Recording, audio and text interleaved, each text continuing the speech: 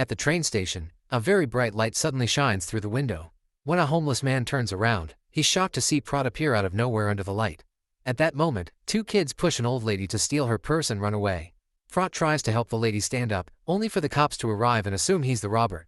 The homeless man and the old lady immediately clarify that he didn't do it.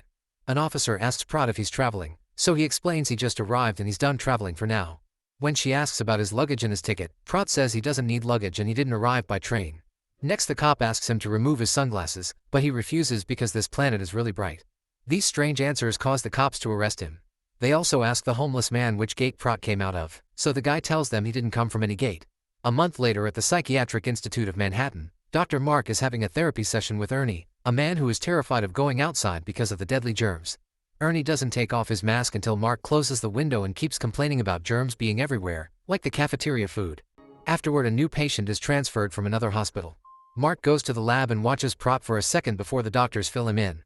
The cops sent Prot to the hospital under suspicion of hallucinogenic intoxication, but all his tests came out clean.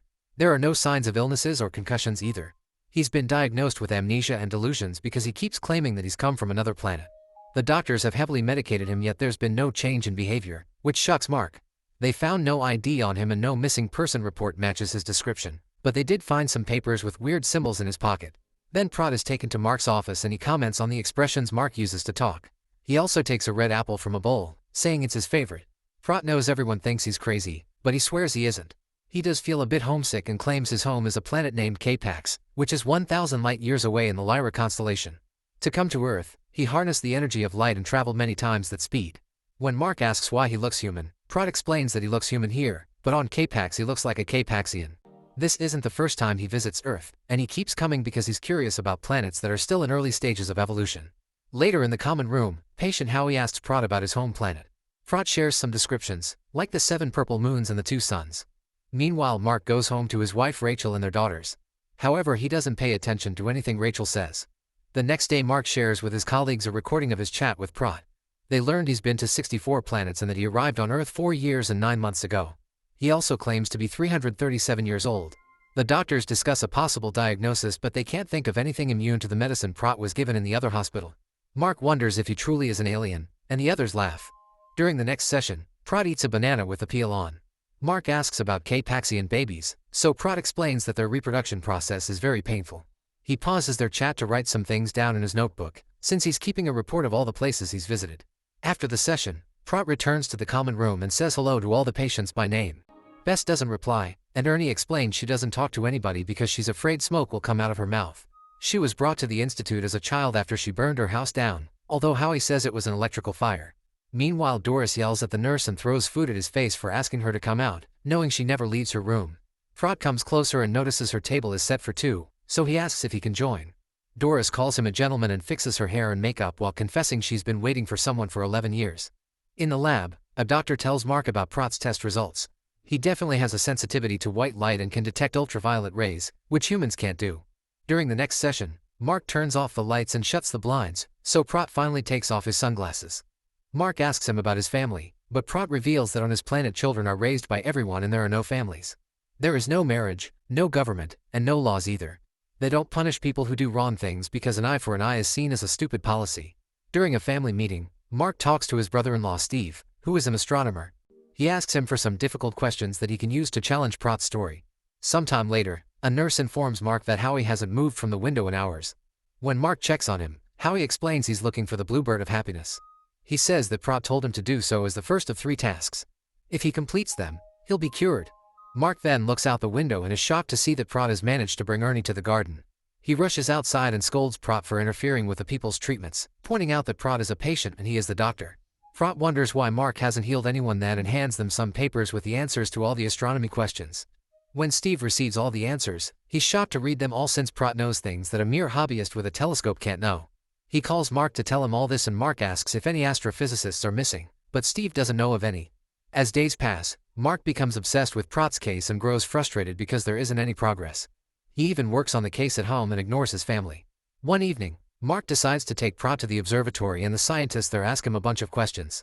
They want to see how he travels through light and Prot simply blinks, saying he left and already came back.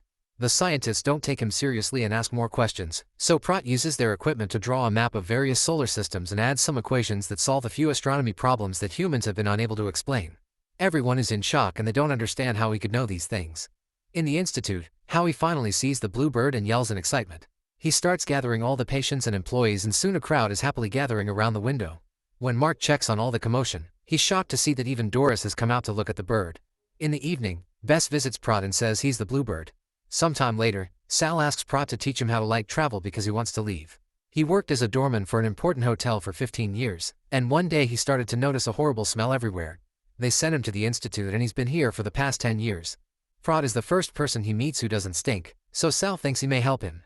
When Prot tells him stories about the nice smells on his planet, Sal says he wants to go, but Prot clarifies that he can only take one person back with him. Soon Mark learns that almost every patient thinks they're going to K-Pax. Prot assures him that he's told everyone he can only take one person and announces he's leaving on July 27th, at 5:51. He chose that date for safety reasons. That night, Mark is startled awake by a realization. Ignoring his family, he rushes to his office and checks the recording of Prot's sessions. He said he arrived on Earth 4 years, 9 months, and 3 days ago.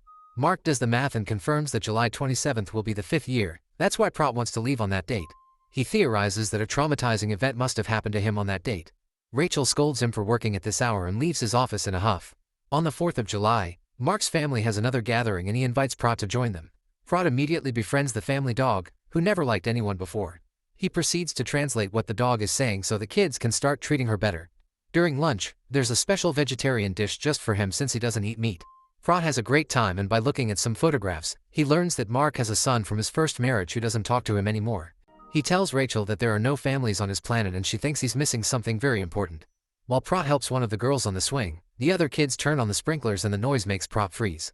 The girl tries to make him play too but Prot pulls her back, saying they shouldn't get in the water. As the men of the family run to hold Prot down, Rachel takes her daughter away.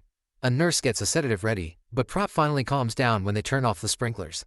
He mentions apple pie and walks to the table as if nothing had happened. The next day Mark has to explain to his boss that it was all an accident and swears that Prot isn't dangerous.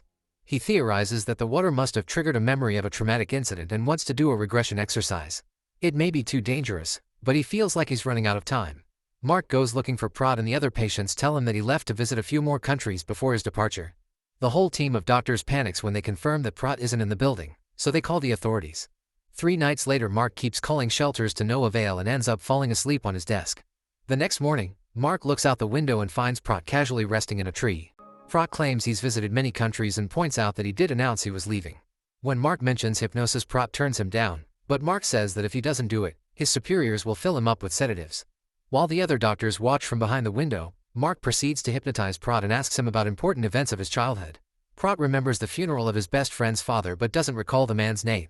This father got hurt in the slaughterhouse where he worked and died later, but Prot refuses to say the location. He clearly feels very uncomfortable and his pulse rate starts going up very quickly. Mark asks a question to visit another memory and Prot calms down. He mentions that he and his best friend used to look at the stars together with his dad's telescope, and he still insists that he's an alien. His best friend isn't doing very well now, that's why Prot came back. Seeing that his patient is starting to feel uncomfortable again, Mark decides to wake him up and Prot doesn't realize that the hypnosis already happened. Afterward Mark asks his secretary to search for slaughterhouses in rural areas with clear night skies. Meanwhile the patients are arguing over who will get to leave with Prot, so Howie comes up with an idea. They'll have to write an essay proving why they must be chosen, and Prot agrees to read them all. Soon Prot agrees to be hypnotized again. He thinks he's with his best friend in 1985 but refuses to say the other boy's name, so Mark decides to call him Pete. Back then, Pete was 17 and Prot was 175. Pete had a pregnant girlfriend named Sarah and was panicking about his future. Prot starts getting uncomfortable again so Mark asks for a different memory. In 1991, Prot came back to visit Pete, who was working at the slaughterhouse and got married to Sarah. Sometime later Mark is called to check on Ernie in the infirmary because Howie tried to kill him in his sleep. Mark is worried but Ernie assures him he's fine, even saying it was wonderful. While Howie was choking him Ernie stopped breathing, so Howie rushed him to the infirmary and brought him back to life. When Ernie woke up, he realized that dying isn't something you have control over, so it's a waste of life to be afraid of it. Now Ernie feels great and is ready to do riskier things like eating fish with bones. Next Mark checks on Howie, who guesses he's cured Ernie. He says that this was his second task from Prot and he only needs one more to be cured too. The following day, Mark hypnotizes Prot again and mentions the date July 27, 1996. Prot says he's on K-Pax, but he feels something is wrong with Pete, so he immediately travels to Earth. He finds Pete jumping into the river to self-delete because of something horrible that happened, but Prot refuses to say what. His vitals start going crazy, yet Mark refuses to wake him up because he wants answers. Suddenly Prot pushes Mark off and falls to his knees to have a huge breakdown. The nurses rush in to sedate him, but Mark stops them and carefully approaches Prot to wake him up. Some things fell from Prot's pockets during the incident, so Mark picks them up. On his way home, Mark realizes he still has Prot's pencil in his pocket. Looking at it, he finds the number 505 and the word Salva. He rushes to a payphone to make some calls and confirms that 505 is the area code for New Mexico. After realizing that Salva stands for Salvation Army, he returns to the office to put this information together with his secretary's research. By searching for a place with a river, a slaughterhouse, and a Salvation Army, they find Guadalupe County. On the news for July 27, 1996, they read that a man named Robert Porter drowned. Mark immediately flies to Guadalupe County and asks the sheriff about the case. Robert had been smart and kind, and he lived outside of town with his wife and child. The sheriff takes Mark to Robert's old house and tells him what happened. A criminal broke into the house and took advantage of Robert's wife before killing both her and the daughter. When Robert came home from work, he found the bodies of his loved ones and snapped so badly that he killed the criminal by breaking his neck. Outside the house, Mark finds sprinklers and a swing just like his own garden, and imagines Robert washing his bloodstained hands there. Next, the sheriff takes Mark to the river and shows him where they found Robert's clothes. They think he self-deleted, but the body was never found. On July 27th, the patients are having a little party to gather all the essays and say goodbye to Prot. Mark calls him to his office for a last drink. Prot says that nobody misses him back on K-Pax, but he gets the feeling that he'll be missed on Earth. He tells Mark to call his son and fix things. Mark then shows him a high school yearbook with a photo of Robert Porter, confirming they look exactly the same. When Mark says they're the same person, Prot denies it and asks Mark to take care of Robert after he's gone. Afterward, Prot joins the party. Sal wants to know who is the chosen one, and Prot says they'll get extra points for going to bed early, so everyone rushes to their rooms. On her way out, Bess drops her crumpled essay on the table. Howie stays to ask for his last task, so Prot tells him to stay here and be prepared for anything. Then Howie gives him the essays before going to his room too, and Prot adds Bess' abandoned paper on the pile. Meanwhile, Mark is visited by Rachel, who has brought him food. He's grateful and tries to be a better husband. In the middle of the night, lights flicker above the city. A few hours later, Mark realizes he's overslept and it's almost 5:51. As he rushes downstairs, he notices that the sun is slowly coming out and realizes that Prot chose sunrise as his departure time. In his room, Prot takes off his glasses and stares at the window. The nurse guarding the door notices he's moving, but at that moment the security cameras stop working. By the time Mark makes it to the room, he can't see Prot anywhere. A closer look reveals his unconscious body under the bed. The nurses take the body out on a stretcher and the other patients are confused because they don't see him as Prot anymore. Ernie points out that Prot is gone, and the group suddenly realizes that Bess has disappeared. They run to her room and find her essay on her bed. Howie reads it to confirm that she was the chosen one, and the last page shows the message, "I have no home." As days pass, Mark continues to take care of Robert's catatonic body because Prot asked him to. The man is alive, but he won't move or talk. It turns out Prot was an alien who used his best friend's body after his self-deletion to visit Earth. Robert's personality only came out when the trauma was triggered by the sprinklers and the hypnosis. Prot said he could only take one person to K-Pax because he needed a new body. Mark tells Robert stories of how all the patients are doing better thanks to him, and shares that Bess was never found.